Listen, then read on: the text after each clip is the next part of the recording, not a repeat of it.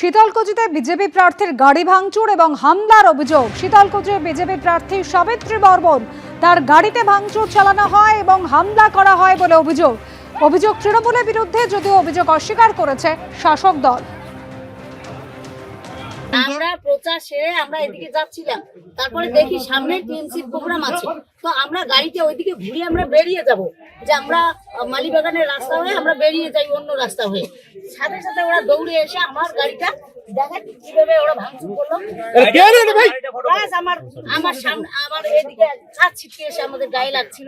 ভাঙচুর করলো টিএমসি লোকজন।